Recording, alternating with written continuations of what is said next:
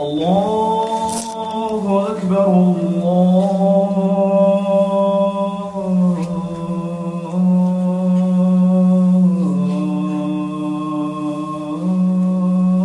الله أكبر.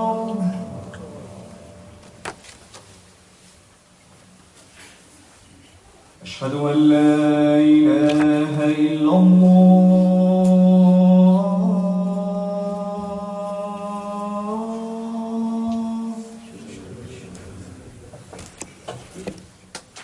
أشهد أن لا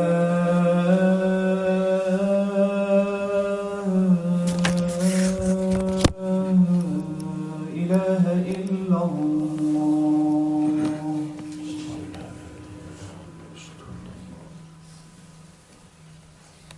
أشهد أن محمدا رسول الله.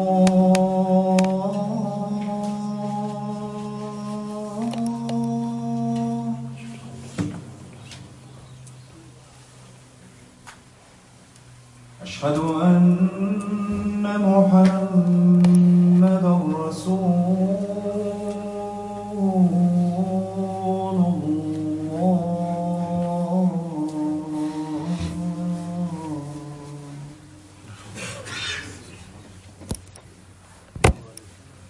حي على الصلاة.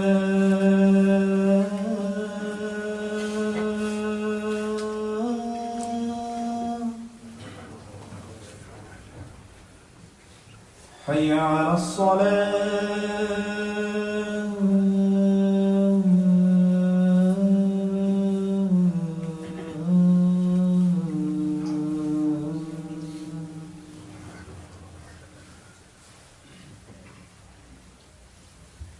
حي على الفلاح.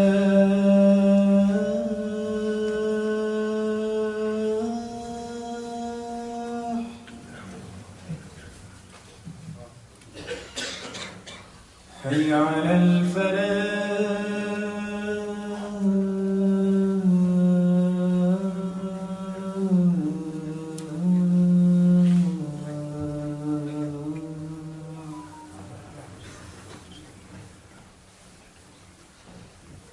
الله أكبر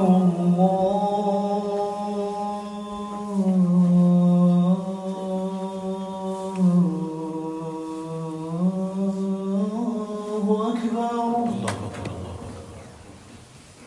لا إله إلا الله.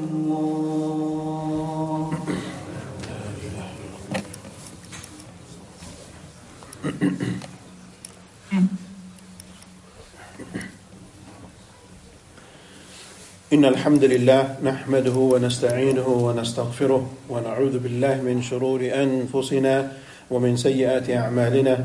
من يهد الله فلا مضل له ومن يضلل فلا هادي له وأشهد أن لا إله إلا الله وأشهد أن محمدا عبده ورسوله صلى الله عليه وسلم.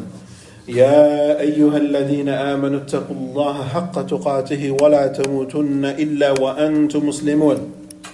يا أيها الناس اتقوا ربكم الذي خلقكم من نفس واحدة وخلق منها زوجها وبث منهما رجالا كثيرا ونساء واتقوا الله الذي تساءلون به والأرحام إن الله كان عليكم رقيبا.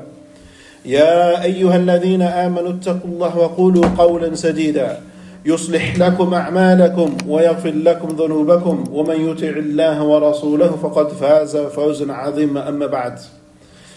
Respected listeners, in the Holy Quran, Allah subhanahu wa ta'ala, He makes a number of different oaths. Qasam. He swears by many things. And when Allah subhanahu wa ta'ala, He swears by something, the very thing that Allah swears by, that thing is important. Allah is highlighting that very thing. But what is more important than the thing that is being sworn is the jawab al-qasam, is what is the sentence or the response to that oath. For example, in the Quran we find Allah subhanahu wa ta'ala swears by time, wal asr, showing us that time is something important. That's why Allah He makes an oath by time. But the jawab of that, wal asr, innal insana lafi khusr, that indeed all of mankind are in a loss. So you have the qasam itself, which is an oath made by time, and then you have the jawab, the response, that is, all of mankind, that they're in loss. When we, as people, we make a qasam or an oath, we make a qasam or an oath to show, number one, something is important, to convince you of an idea, or to draw your attention to something. Likewise, in the Quran, Allah subhanahu wa ta'ala uses the qasam to show you the importance of what is going to come, the jawab of the qasam. So we find, for example, wal asr, we find wal duha, we find wat tini wal zaytun, we find wat tur. All of these things that Allah swears by, they are very, very important inside the Quran. Generally, when we find that the qasam comes in the Quran, the jawab al-qasam, it comes immediately after. But there is one place in the Quran where Allah subhanahu wa ta'ala, He makes up to 12 or 13 different oaths, swearing qasam, qasam, qasam, until the jawab, it comes 14 or 15 ayat later, showing us the real importance of this jawab, of this response. And what is that? Allah subhanahu wa ta'ala, He says, وَالشَّمْسِ وَضُحَاهَا وَالْقَمَرِ إِذَا تَلَاهَا وَالنَّهَارِ إِذَا جَلَّاهَا وَاللَّيْلِ إِذَا يَغْشَاهَا وَالسَّمَاءِ وَمَا بَنَاهَا وَالْأَرْضِ وَمَا طَحَاهَا وَنَفْسٍ وَمَا سَوَّاهَا فَأَلْهَمَهَا فُجُورَهَا وَتَقْوَاهَا قَدْ أَفْلَحَ مَنْ زَكَّاهَا وَقَدْ خَابَ مَنْ دَسَّاهَا.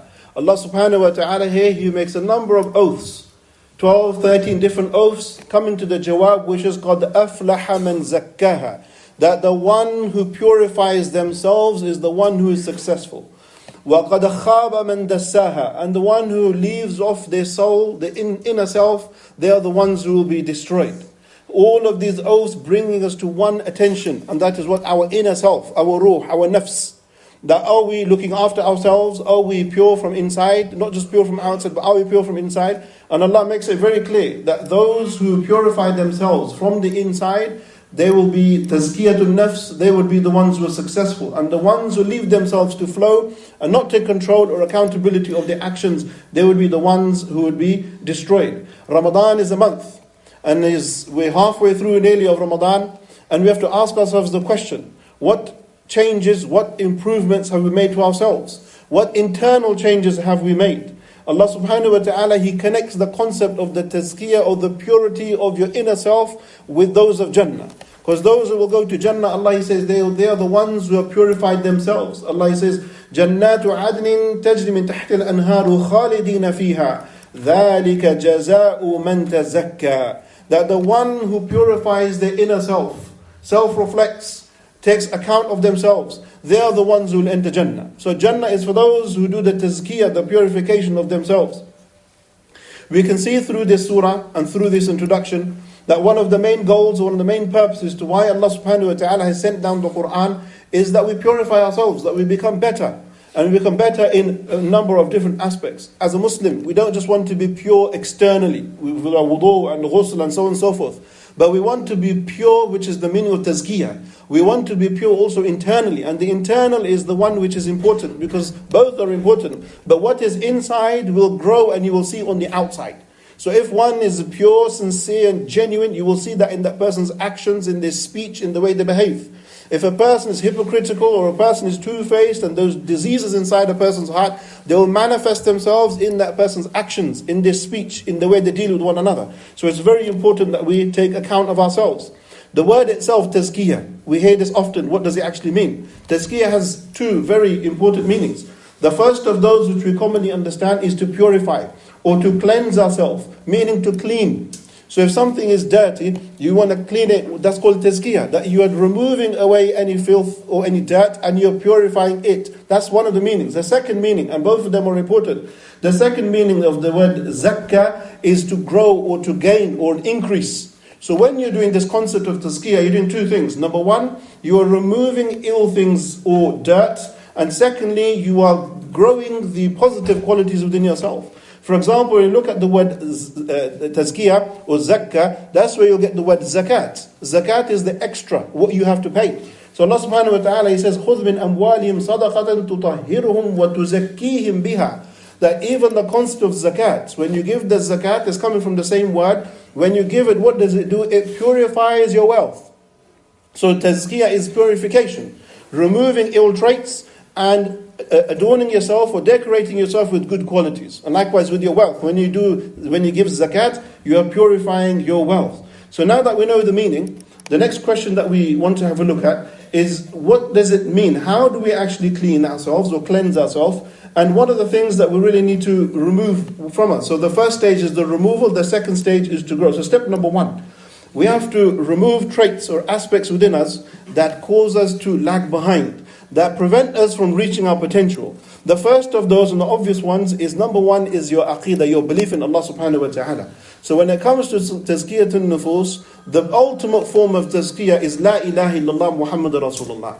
Because if you understand La ilaha illallah, you will transform yourself. You will become that better person. You will remove the evils of shirk and kufr and wrongdoing, and you will take on the message of tawheed, of cleanliness and purity. So the first stage of any form of tazkiyah is that a person fixes their understanding of Allah subhanahu wa ta'ala. And likewise, even as Muslims, our understanding of Allah, maybe we have some shortcomings in when it comes to aspects of the graves or aspects of awliya and so on and so forth. We have to cleanse ourselves and come back to the real message of La ilaha illallah, come back to the real message of tawheed. This is the first form. Number two is the fact that we have to also look at ourselves internally, spiritually.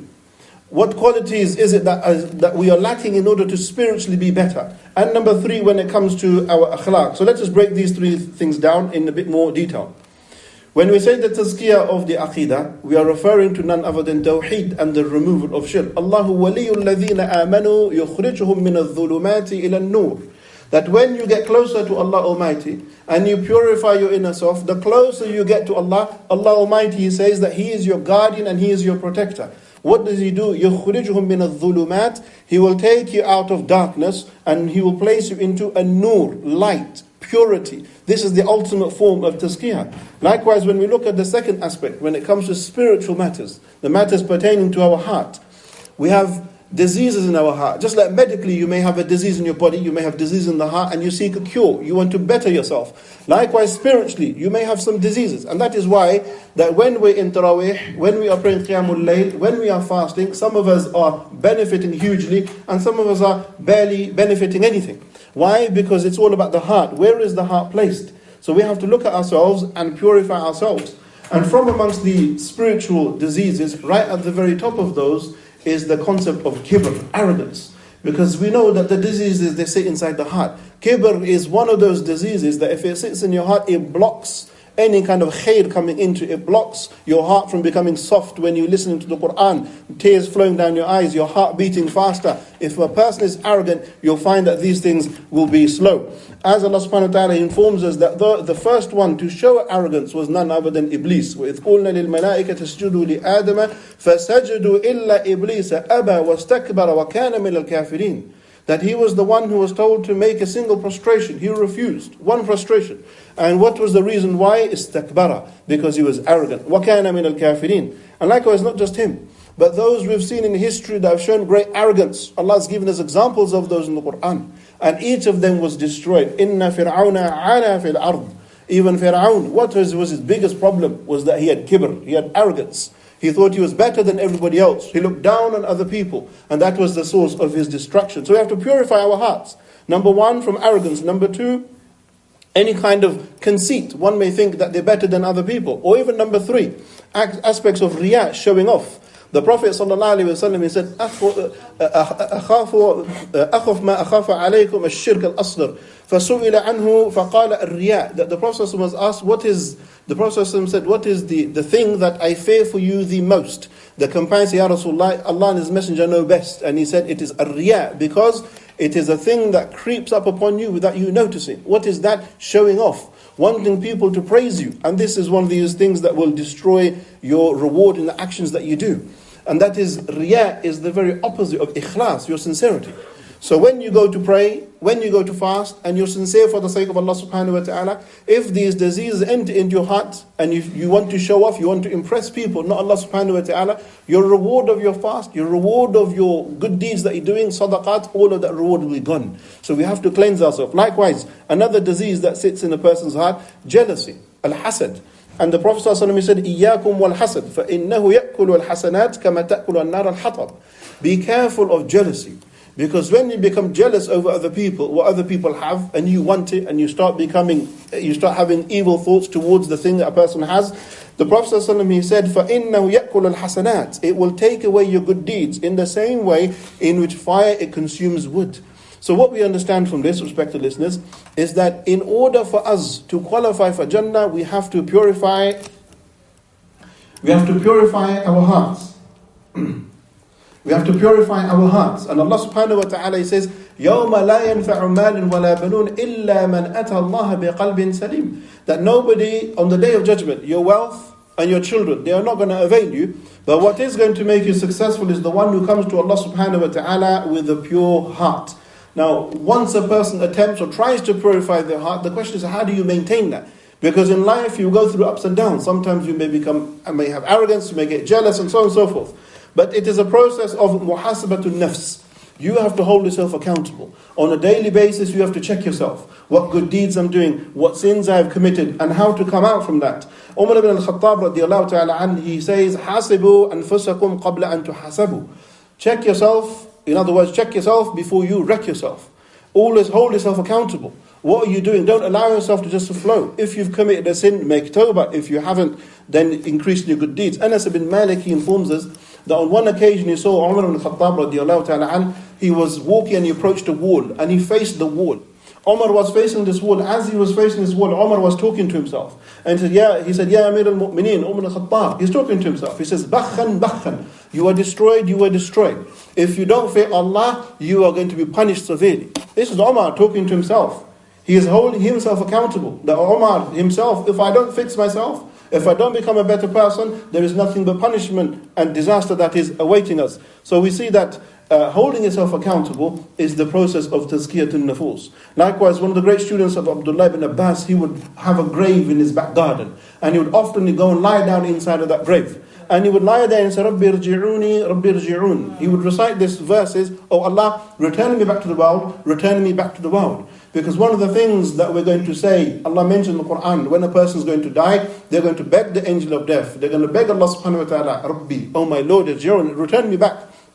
لَعَلِّي أَعْمَلْ عَمَلٍ صَالِحٍ. That I go back and I can do even one good deed, one righteous good deed. So this student Abdullah ibn Abbas, he would lie down in the grave and he would just rehearse that. So he know he has the chance to do more khair and to do more good. The Prophet ﷺ, he informed us, Al-Kaysu man dana nafsahu wa amila lima ba'da al-mawt. The Prophet ﷺ, he said, the intelligent person is the one who holds themselves accountable while they're alive, while they have the chance. And they work extensively for the rewards of the hereafter. Number 3, brothers and sisters, so we said we have to do tazkiyah, purify ourselves in our aqidah.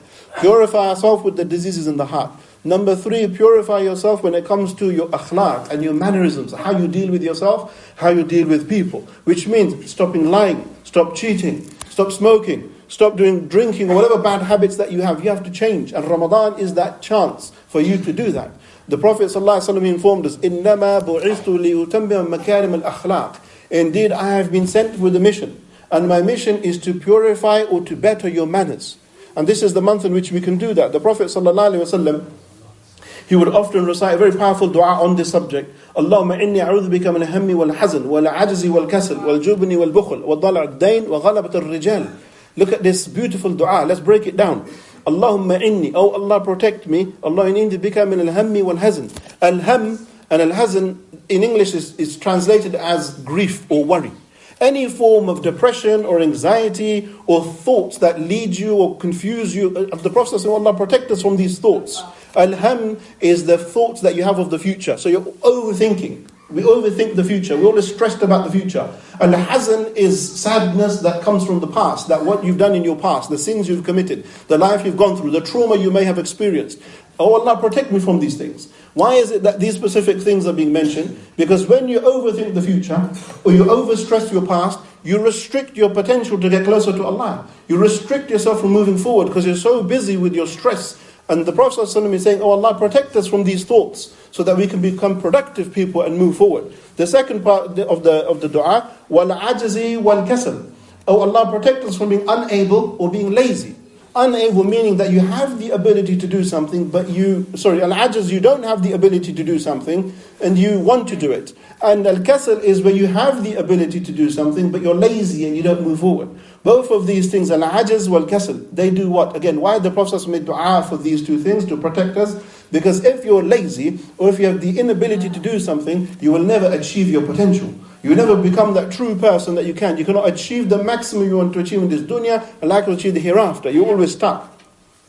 The Prophet ﷺ, he said, وَالْجُبْنِ وَالْبُخْلِ. Oh Allah, protect us from al-jubn. What is jubn? Jubn is when a person is coward, when he's scared. Oh Allah, protect us from being scared. Al-bukhl is when a person is stingy. They don't put their hand in their pocket. They don't want to give for the sake of Allah subhanahu wa ta'ala. Because these two qualities, when a person is a coward or when a person is stingy, what does this do again? This restricts you. This restricts you from becoming a real soldier of Allah subhanahu wa ta'ala. When you look at what is happening around the world, from what is happening in Gaza, what is happening in Syria, what is happening in Burma and other places, if the Muslim community or the men of the Ummah, they are cowards or they are stingy, how are you going to change the world? So we hear the beautiful dua of the Prophet ﷺ, Allahumma inni a'udhu bika min al-jubni wal-kasal. And likewise the Prophet ﷺ, وَضَلْعَ الدَّيْنِ. Oh Allah, protect us from being in debt. Wallahi, amazing, beautiful hadith. That why is it that Allah, the Prophet is making dua that we are free from debt? Because when a person is in debt, as the Prophet ﷺ informs us, that ad-daynu shaynu din, that a debt is a weakness in your faith. Why did the Prophet ﷺ say such powerful words? When a person is in debt, the person unfortunately will start to behave in a way that they don't want to behave. Because if they're unable to pay the debt, they may start lying. They may start cheating. They may start stealing. Being in debt is not something positive in Islam. A person should free themselves from being in debt because then they'll become free. Not just that, but even that person, when they're in debt and they owe people money, they may not come into the masjid. They may not come in a gathering because they may see people that they owe money to. So even then, ad-dal'u ad-dayn, Allah protects from being in debt because it will not bring out the best part of you. Likewise, in the latter part of the dua, وَغَلَبَةَ الرِّجَالِ, that Allah protect us from the oppression of men. Now we come to the second part. So we said the first part of tazkiyah is to remove these weaknesses. The second part of the tazkiyah is now to adorn yourself with beautiful qualities. Let's go through those very quickly. Number one, the first of those is the acts that Allah subhanahu wa ta'ala has informed us to do, the prayer, the fasting, and so on and so forth. Allah subhanahu wa ta'ala says, فَعْبُدْنِي وَأَقِمِ الصَّلَاةَ لِذِكْرِ. Worship me, establish your prayers. Why? لِذِكْرِ, so you remember Allah subhanahu wa ta'ala. So you improve as a person. So the obligations that Allah has put upon you, they will bring you closer to Allah. And likewise when it comes to sadaqat, likewise when it comes to zakat, as we read in the previous ayah, خُذْ مِنْ أَمْوَالِهِمْ صَدَقَةً تُطَهِّرُهُمْ وَتُزَكِّيهِمْ بِهَا. Whenever you give your zakat, whenever you give your sadaqat, this is also making you a better person and you are purifying yourself. And likewise, as in the blessed month of Ramadan, these acts of fasting, they are improving you as a person. يَا أَيُّهَا الَّذِينَ آمَنُوا كُتِبَ عَلَيْكُمُ الصِّيَامُ كَمَا كُتِبَ عَلَى الَّذِينَ مِنْ قَبْلِكُمْ لَعَلَّكُمْ تَتَّقُونَ. That fast, for verily fasting will improve your taqwa. And the taqwa is something that sits inside of the heart. The fourth act that we do to become better is the recitation of the Holy Quran. Allah subhanahu wa ta'ala says, وَأَنزَلْنَا إِلَيْكَ الذِّكْرَ لِتُبَيِّنَ لِلنَّاسِ مَا نُزِّلَ إِلَيْهِمْ وَلَعَلَّهُمْ يَتَفَكَّرُونَ. We have sent you this dhikr. The Quran is called the dhikr, the reminder. Because when you listen to the Quran and you hear the Quran, it reminds you and it should make you a better person. You are reading Quran at home, you are listening to the Quran behind the Imam, and you should ask yourself the question, how much of you has changed? How much of you has become a better person? My next point, number 5, is that we cleanse our hearts through tawbah and istighfar. That we're regular in asking Allah subhanahu wa ta'ala to forgive us of our weaknesses and we ask Allah to protect us. وَتُوبُوا إِلَى اللَّهِ جَمِيعًا أَيُّهَا الْمُؤْمِنُونَ لَعَلَّكُمْ تُفْلِحُونَ. O believers, make tawbah unto Allah, and through that Allah subhanahu wa ta'ala, He will make you successful. My final part, inshallah, before we move over to the second part of the salah, is that the Prophet sallallahu alaihi wasallam, he gave us many advices. And from the advices to become better, he told us to control our desires.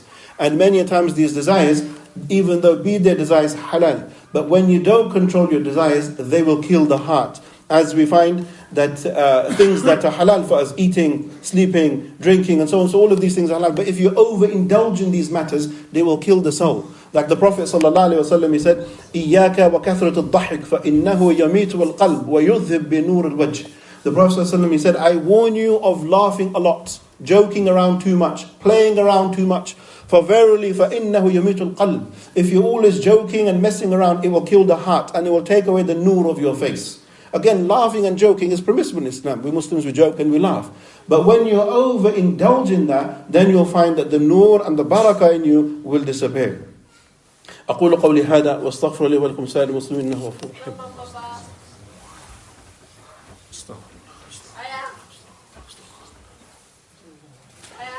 Alhamdulillahi Rabbil Alameen, wassalatu wassalamu Rasulillah sallallahu alayhi wa sallam, amma ba'd. Respected listeners, our topic of Tazkiyatun Nufus is a very important topic, a very deep one. There's much to say on it. We're giving it just a summary. But the Tazkiyah is an Islamic concept, and it's very, very important that we apply it, that we remove evil things or bad traits, and we become better people. But this is a course. You have to put this into practice. You have to acknowledge your weaknesses, and you have to acknowledge where and how you want to get better. And the concept of tazkiyah as well, it is not just about us changing physically how we look, but also changing our hearts, because it's an internal issue. Not just that, but the concept of tazkiyah, unfortunately, in our day and age, we find that there are two types of people when it comes to tazkiyah, or three. There are people who exaggerate to the right, and there are people who exaggerate to the left. Some people, they will not give much attention to the internal, but they'll give much attention to the external. This is incorrect, this is an imbalance. Or you'll find some people who will exaggerate, they will make a whole methodology and a whole movement or a whole sect based upon the concept of the tazkiyah. This is also incorrect. The concept of tazkiyah is Islamic. And the best role model when it comes to tazkiyah is the Prophet Muhammad sallallahu alaihi wasallam, because he is our role model. And he purified himself, and at the same time he was a father, he was a husband, he was a leader, he was a general. He did all of the things. He didn't just find himself a small place in the mosque or somewhere and just purify himself. No, the Prophet ﷺ was actively involved in the society, actively involved in the problems that were taking place. And he was the best and the leading example when it comes to tazkiyatun nufus, bettering yourself and becoming a better person. And all of these matters that we address about becoming a better person, they're very, very important. Why? Because the ummah, it needs you. And Ramadan, brothers and sisters, I want you to look at it from a different perspective. And I will conclude with this. Many a times, or many of us, we look at Ramadan as though it is just a spiritual process. Yes, it is, that is true, I agree. But it's deeper than that. Because Ramadan is a program, a 30-day program. If you want to become in any field in your life, you want to become an IT profession, you want to become a solicitor, you want to become an engineer, they put you on a training program. At the end of that training program, if you've learned something, you will pass and get the job that you want. You will qualify, you will go up in life. Likewise with Ramadan, Allah subhanahu wa ta'ala gives us 30 days of fasting. And in these 30 days, it's a program that you become better and you improve yourself. And not just you improve, but the community improves, the ummah it improves. And through that you find that the problems that are taking place in the world, we have the strength and we have the ability to tackle them. And we become real men. Ramadan should be producing lions.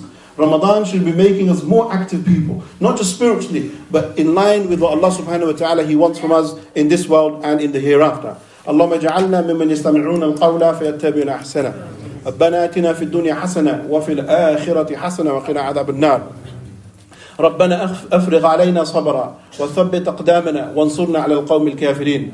اللهم لا تدع لنا ذنبا إلا غفرته ولا هما إلا فرجته ولا كربا إلا نفسته ولا ميتا إلا رحمته ولا مريضا إلا شفيته ولا دينا إلا قضيته ولا مجاهدا في سبيلك إلا نصرته ولا عدوا إلا أهلكته.